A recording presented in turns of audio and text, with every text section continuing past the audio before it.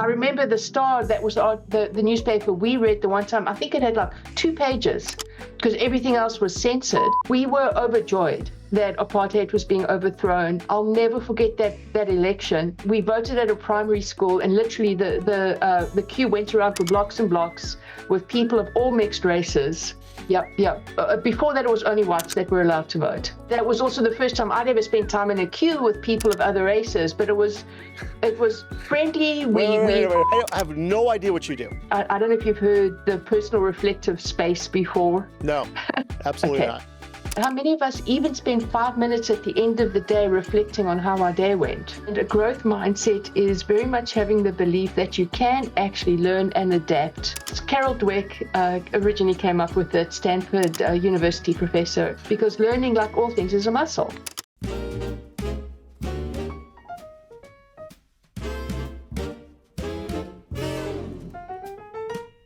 Hi everybody, this is Dan and Dante. Welcome to another episode of Middle-Aged Mess, the show for people who grew up without any playdates. Okay, so today we're talking leadership, we're talking growth, we're talking education, we're talking Margaret Van Steenderen. Hi, Margaret. That was close. I think, what do you mean close? I think that was exactly on it. You pronounce it. Van Steenderen. Van Steenderen. But to be fair, I would need you to pronounce your surname first a couple of times. So you're never going to get my name. Look, I can't even pronounce my name. It's a lot easier that way. All right, so I'm going to tell you, we're going to start off here, Margaret. I have no idea what you do. I read your profile. I read all the words. I have no idea what it is, which is usually fun for me because I get to find out some things. But before we get to that, I would like to know, and I do this to everybody, so don't feel like I'm singling you out just because you're South African. I like to find out like how people grew up and what their evolution was and how they came to be on this screen today. So give me a little background on you.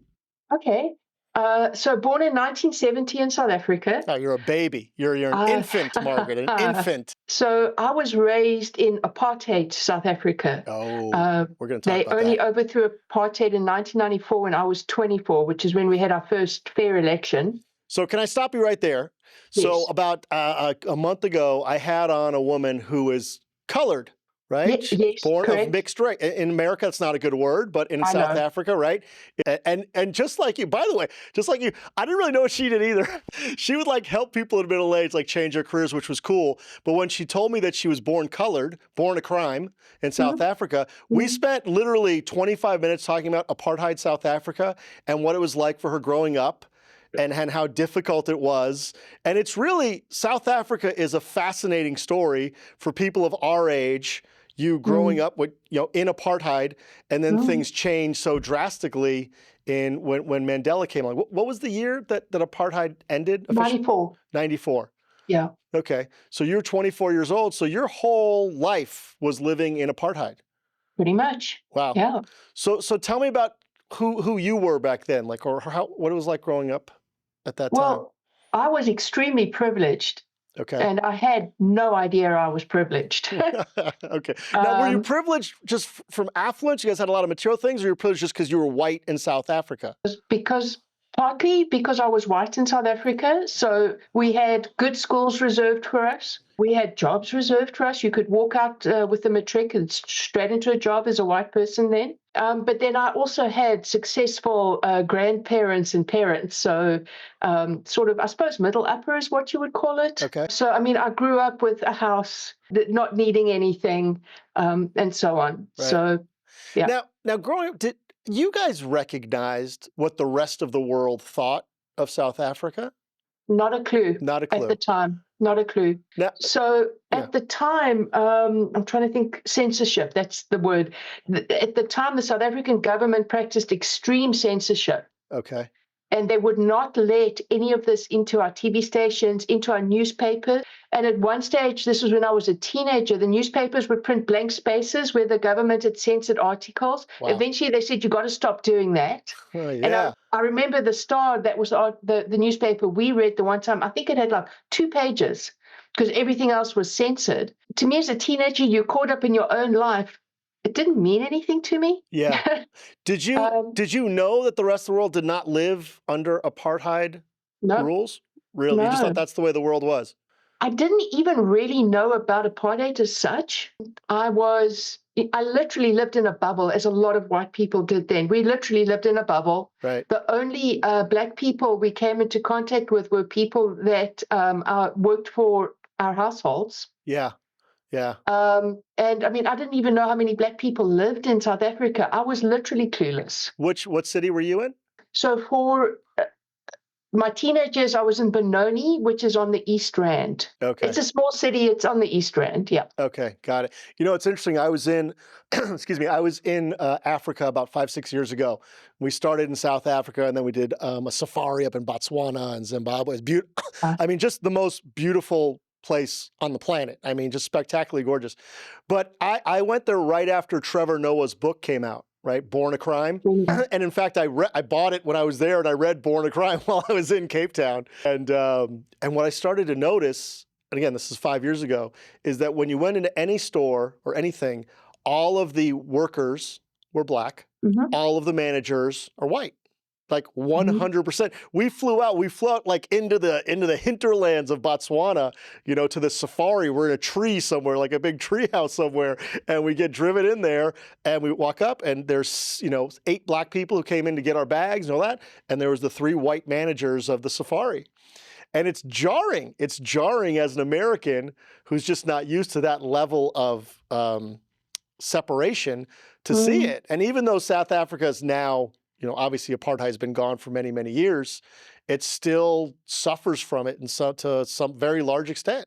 It does. And so, look, through Triple BEE and various other initiatives, we do have a lot more Black owners of companies in South Africa, but it's been, unfortunately, I think it's fairly typical. Your few rich get really, really, really rich, and it actually doesn't trickle down to the rest of society, unfortunately. Yeah.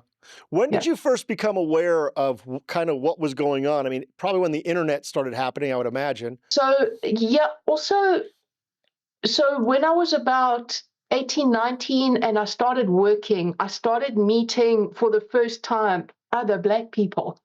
Right. And these people were, the only difference between us was language, you know, only, she says, but, you know, language, culture, and so on. But I started to realize something was wrong. And I started to realize that maybe the way I was brought up and what I've been taught in school was wrong. So that's when I started questioning what's going on, and started then learning more about apartheid and what was going on in the country. So was that a popular sentiment among white people, that things were wrong, or did they mostly think, hey, this is the way it's supposed to be? So that's difficult to answer for me, because it actually wasn't something we discussed a lot. Right. I know, for example, my grandfather thought it was very wrong. He's originally British. He moved to South Africa very early 1950s. But he was actually opposed to obviously he was opposed to apartheid, and he did a fair amount to assist people that were in trouble and so on through apartheid, because those rules were brutal. Yeah, crazy. People had literally no rights. Yeah. So I know he was opposed. Did that trickle down to your parents at all? And I didn't know about it until he died, because it wasn't something you talked about, because he could be arrested for it. So he didn't. You know. Okay. So I mean, it was basically a police state you were living in. I mean, you very much benefited from the police state, as did all white people, but still, that's really what it was. So when it started coming down, when Mandela started kind of making waves out there in the world, was it? I mean, were the white people just terrified? So I think some people were. A whole lot of people left the country at the time. Yeah. But the people that I knew, and a lot of the people I mixed with, we were overjoyed that apartheid was being overthrown. I'll never forget that election. We literally we voted at a primary school, and literally the queue went around for blocks and blocks with people of all mixed races. So this was the first election when Mandela was elected. Correct. President. Yes. Okay. Yep. Before that, it was only whites that were allowed to vote. Right. Yeah. Oh, so there was Black people, tens of thousands of Black people lined up to vote for him. Okay. Yep. And that was also the first time I'd ever spent time in a queue with people of other races. But it was friendly. Wait. How old were you? 24. So 24, and you had never, mixed with Black people on a daily basis at all. So we had in my grandparents' household, they had a domestic worker and they had a gardener. So those were the Black people I had mixed with. Oh my! I know it's and then it shocking. worked. It's just so shocking to the Yeah. conscience. And again, I'm an American. I grew up in America my whole life. And do we have Mm, racism? Of course we do. Do we have segregation? To some extent, of course we do. But yet it was never institutionalized in our country, or at least since I've been alive, it hasn't been. mm, And mm, it's just so weird to see somebody who's, roughly my age. I got a mm. couple of years on you, but to know in your lifetime such a horrible system that was so terrible to a whole class of people, and yet you didn't know. And I understand you not knowing. I understand that you grew up in a place that you just didn't have any information. You didn't see the outside world. So when it finally kind of dawned on everybody in the country that this is the new way forward, this is the new normal, did you stay in South Africa for a long time after that? Yes, we did. Okay. We moved to the States 5 years ago. Oh, okay, you're brand new. Yeah. Okay. So during Yeah. that time, as Mandela takes over and the African National Congress takes over, like, what was it like being a white person? What was it like? Love Mandela and everything what a wonderful man from Yeah. the background. He really came out as a very peaceful person, and he could have gone the other way. Yeah, it was amazing. Quite honestly, as a white person, not a lot of effect on me. Yep. At the time, we still had our predominantly white communities. Mm-hmm. And so on. Although, a good 20 years later, it had become a lot more multicultural, which is great. Which was good, I would imagine. Yeah. Yeah. Yeah. But besides, free and fair election, we had a wonderful constitution. We then had the Truth and Reconciliation hearings. I don't know what that is. So Desmond Tutu and a whole lot of and other people held Truth and Reconciliation hearings where they had people from all sides who had a chance to come and talk about what they did for and against apartheid. And some of that was beyond horrifying, because they had some of the people, for example, who tortured people and that kind of thing. Yeah. Yeah. Giving testimony. Yeah. Yep. And from all sides. So that was really harrowing. And some people took advantage, some people didn't. But again, I was very much seeing it from a distance. I was seeing it through my TV screen. It was only in 2004 that I actually met somebody who had been tortured by police during apartheid. And he was somebody I worked with. I learned a lot from him. Yeah. And that's actually when it really struck home. It was once I actually met somebody who dealt with it. Yeah. Was there like a national sense of shame, of embarrassment of what had gone on, or not really? I don't think so. Look, it took me also a good 10 years to feel shame and to actually realize what had really happened. Yeah, because you really didn't know. You didn't know. I mean, you were going to school. You were living your life, and who knew what was going on behind the gates? Pretty much. And then once I started to find out, yeah, that's okay. And so, what made you finally leave South Africa? What were you? So about 5 years ago, my husband was offered a job in Chicago, which is why we're in Chicago, Illinois. We'd also had our house burgled for the 8th time, which is, That's tough. This time my dogs are fine, but this time they hurt my dogs. And they're fine. They came with us. But that's when I said to my husband, I think we need to consider the job. Has it become a very unsafe place? Is South Africa a bad place to live right now? There are very unsafe areas. Unfortunately, unemployment's really high. Youth unemployment is over 50%, which means your crime rate's really high. And it's still a beautiful country, beautiful place to live, but we'd had enough. Yeah, no, I can understand. And so coming to America, what'd you know about America? Were you excited? Very excited, very apprehensive, knew nothing about Chicago or Illinois. Okay. At the time we moved, I said to my husband, we've got to make this work. It doesn't matter what happens, we're going to see it positively. And that was absolutely the mindset we had as we moved. Was it easy to immigrate? I mean, being an immigrant to America is not so easy these days. It's really hard. So we're still in the process. So we're still here on visas. We've applied for permission to apply for permanent residence. Okay. There's a bit of a process there. So you'll have another 10 years or so, and you'll be fine. Here we go. Yeah. It takes months and months and months to get appointments with the American embassy and to get through the whole visa process. A lot of paperwork. Can I ask a vaguely political question? Are you a little bit nervous with Trump coming in and all this talk about immigration? Yes. Right. Yeah. Yeah, I mean it's funny, and this is not a political show by any stretch, but it is interesting. I do talk to a lot of people from all over the world, and also some people like yourself, new immigrants or immigrants who have been here for a while, and this talk about immigrants being criminals or cleaning up the immigration or whatever it is, the net is cast much wider than the rapists and murderers and drug dealers that he got that he got elected on. People like yourself are really scared of what might happen starting in 2 months. Well, we're hoping we get a lot further with our permanent residents before anything. Okay, so now we're going to get into what you do, which, like I said, I don't exactly understand, but you're going to explain it to me. Now, did you start doing all these things back when you were in South Africa, or is this a new gig for you? This is a new gig. What I'm doing right now is a new gig, yes. Okay. Why'd you change? Yeah. What were you doing before? So I was a corporate drone. Okay. All right, good enough. There's a lot of them out there. Nothing wrong with that. And I mean, I had some wonderful jobs.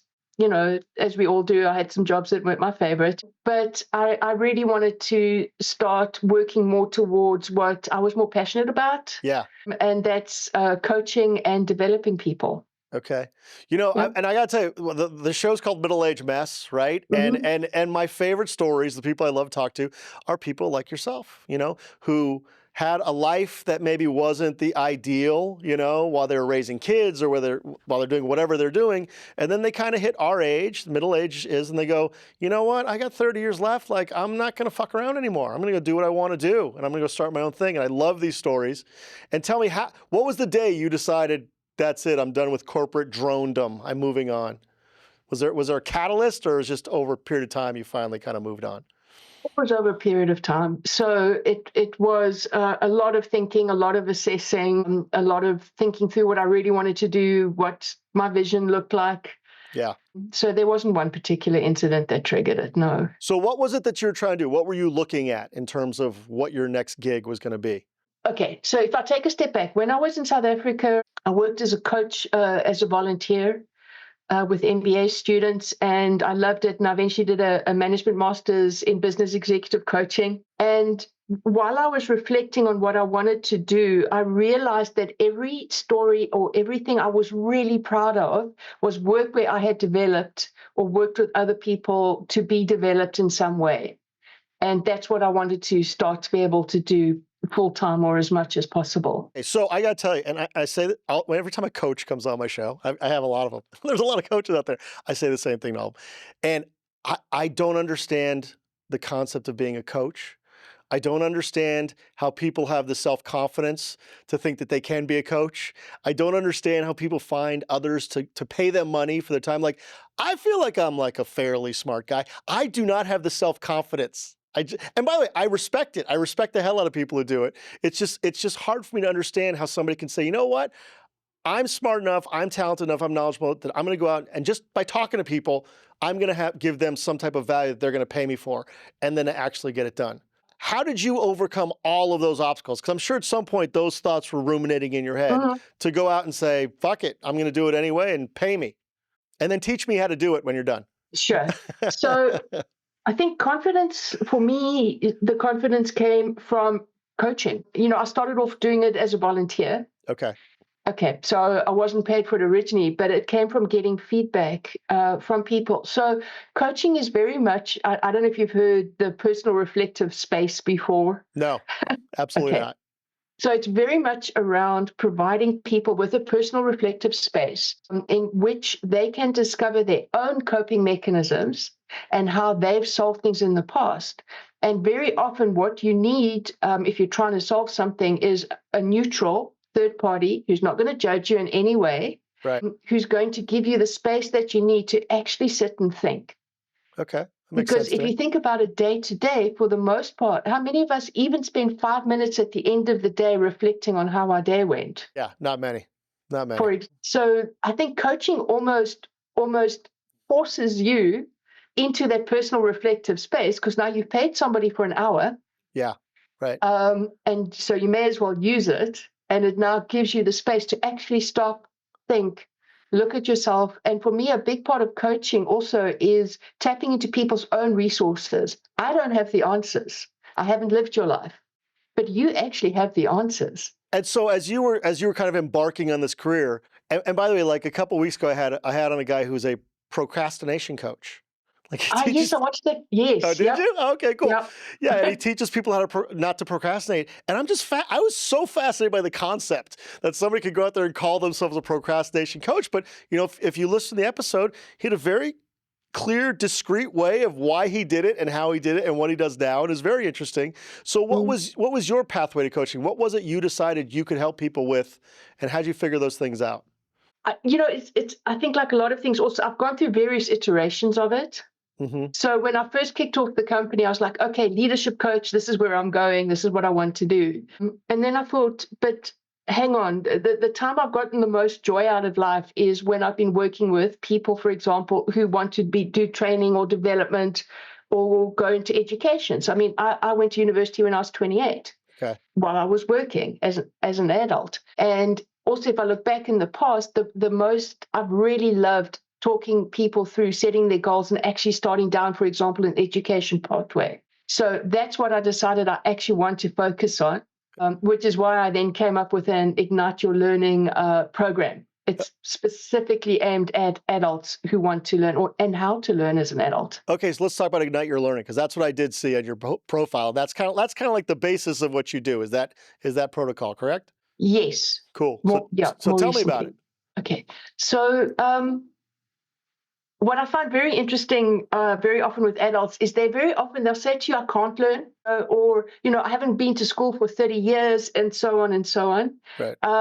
And every single person has the ability to learn, but there's a couple of things that we need to learn about that helps us become more confident in our ability to learn.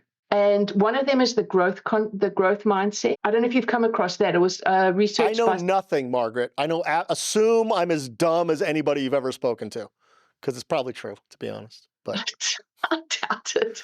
Carol Dweck originally came up with it, Stanford University professor. And a growth mindset is very much having the belief that you can actually learn and adapt and improve various things, from maths through to actually even adjusting perhaps who you are to some extent. Right.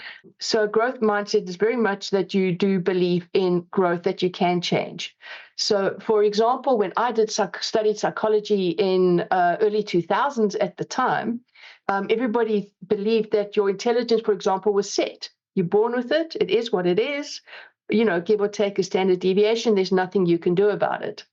Come through Carol Dweck and her cohort and all of that research, and you can actually, if you are prepared to put in the effort, for example, you could actually bump up your IQ points. Really? Well, that'd be good for me, because I've been dropping them for the last 30 years, slowly. There we go. It's gone a lot quicker in the last couple of years, but you know. Yep. Or you can learn to play the piano, or you can learn how to read, or you can learn how to do maths, you know, and so on and so on. I'm sorry to butt in, but I'm gonna take issue with. Can we really change? What we've learned in psychology is that you're completely fully baked by the time you're 6 years old, and you spend the rest of your life, maybe like you said, within a deviation, but you really are who you are. And especially when you're in your older years, like 40s, 50s, like when you're a senior, it seems to me like change is one of the hardest things to accomplish for somebody who's an adult. You're saying it's the opposite, and you might be right. But that's kind of what I learned. I learned that like we are who we are, and we're not going to change, and we have to accept it. And as you get older, maybe you accept your limitations a little bit more, or maybe you know what your strengths and your weaknesses are. But what I've found a lot of times is people don't really change, and you're saying they can. They absolutely can, but it is difficult. Change is not easy. Okay. So that's the qualifier. I would say it's probably very difficult to change, right? So if I can take a slightly sideways step, if we look at, for example, the development of neural pathways. So as we learn things, various connections are made in the brain. And that's why as you learn something, eventually it becomes, you don't even think about it anymore, like driving. It's set. Right. Okay. And it becomes more and more like a well-trodden path. And our brains actually don't like change. And our brains actually use a ton of energy to do things. To not change, right? And so that's why we do have this internal resistance to change, and that's why change isn't easy, but it is absolutely possible if you want to do it. And is that part of what you do? Is that part of your practice, is teaching people that, hey, look, you can change, you can make a difference? Yes. or you can very much go and learn what it is you want to go and do. And what's it like getting over that initial resistance? Because I got to believe anybody who comes and talks to you is like me, dopey, and says, look, Margaret, I am who I am. I'm 56, fucking A, whatever. None of this is going to work. So why am I here? When did you kick off your podcast as a matter of interest? When did I start it? About a year ago. Okay. And what did you know about podcasts when you started it? Absolutely nothing. So you've learned. And I still don't know anything about it, by the way. And I'm on episode 43 now. So, but no, I understand what you're getting at. I get it.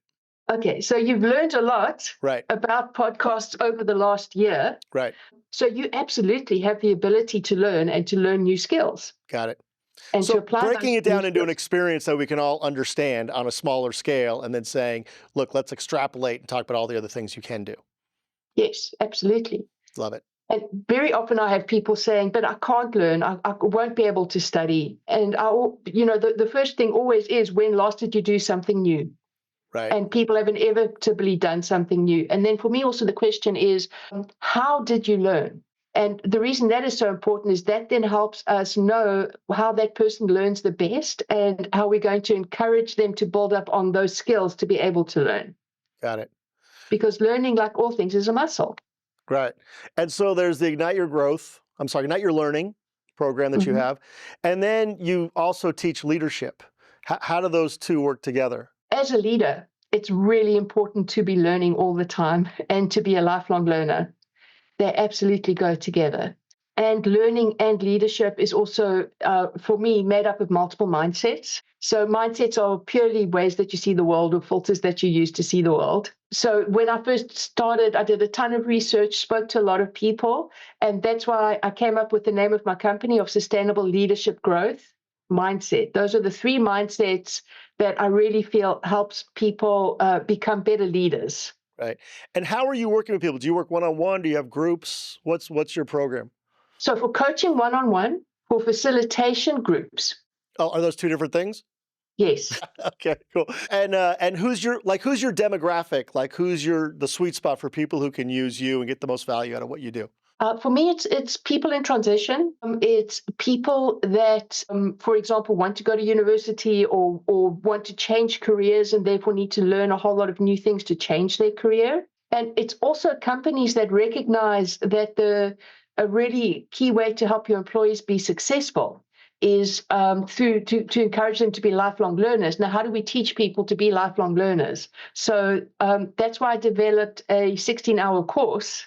Right. So that I could go into companies and actually sit with their leadership teams or with their teams and teach them how to be a lifelong learner. Your biggest value add is just teaching people that learning is possible. Like, it's possible for you to do new things and funner things and different things than you've done in the past. And that learning does also need to be tied to goals. Okay, because learning's hard. Especially in this age, let me tell you, learning is brutal at this advanced. When your neural pathways have that well-trod path that we discussed earlier, that one-way street. Yeah, they very much have that well-trod path. However, you are still right now continuously developing new neural pathways. Okay. You need to keep walking them to get them a little bit stronger. But learning is hard, which is also why it's so important to know what your goals are. So I actually always start there, which is, why do you want to learn what you want to learn? Why do you want to switch careers? Right. And the reason we do that is when things get tough, you've got something that you're going to keep aiming for yourself. And then it is very much around how to learn. Then it's around resilience. We then also do a module around resilience to help you bounce back because things go wrong. How do you bounce back? Yeah. And then lastly, we look at the support. You need to support yourself and you need support around you to be able to learn and to train. I always say, if you don't know what you're looking for, you're certainly not going to find it. So I love starting with goals. All right, I'm a big sucker for case studies. Give me a case study. Tell me about some loser who showed up with you and ended up being the president of their company or some other amazing thing. So this was coaching. This wasn't training. Okay. But I had somebody and she very much wanted to go to community college because she'd started her university and she dropped out. And when I first met with her, she said to me, I'm going to really battle to do this. And I said to her, if you feel like you're going to battle to do this, you're going to battle to do it. Right. You know, what you say actually words matter. Words count. 100%. So we also literally started with, what are your career goals? Where do you want to go? So therefore, what kind of degree do you want to study towards? So we eventually settled on a business degree. Then she needed to build up her confidence. So she actually decided to just take one course. Right. And then she got this big textbook and she came to me and she said, I can't read this. And I said to her again. I know how she feels. Yep. But I also said to her again, the minute you say I can't, you actually, it's a self-fulfilling prophecy. Yeah. You're making it come true. So what we did with her is we worked on various techniques that would help her to not only be able to read, but also to be able to absorb the information. And she's actually now doing really well and absolutely loving studying. That's fantastic. See, and I'll tell you, Margaret, this is why I love doing the show. You know, every time I bring somebody on and I read their bios, I'm just like not really sure what's going on. I don't understand. And after talking to somebody for half an hour, it's hard not to admire all of you people. It's hard not to respect that not only have you chosen a new path for yourself and found something different to do, but you're also taking your own skills and you're spreading it all over the world and helping other people. You know? And I love the concept of I've lived for my family, I've lived for everybody else for a long time. Now I'm going to live for me. But even in living for yourself, you're still reaching out and helping other people live their lives. And I think that's fantastic. Thank you. Sure. How do people get in touch with you? I have a website, slg2m.com. SOG2M.com. SLG2m.com. Okay. Or they can email me, Margaret@slg2m.com. And what's the name of your company again? Sustainable Lead. Okay, so it's SLGM LLC. So the SLGM stands for Sustainable Leadership Growth Mindset. Got it. Which is the principles that I built the development program on. And why'd you throw the 2 in there? Where does the 2 come from? Because slgm.com was taken. SLG2M, that's perfect. You're a goddamn genius. You could change too, Margaret. Look at you. Yeah. So I thought with getting your mindset right, you know, you can have your growth squared. So let's go throw the 2 after growth. I love it. I love it. Sounds great. Okay, so everybody, slg2m.com, or you send an email to Margaret, slg2m.com. This has been Margaret Van Steenderen. So close, so close. Go check out our website. Don't forget to like and subscribe at middleagedmess.com or on YouTube, and we will see you next time. Thanks so much.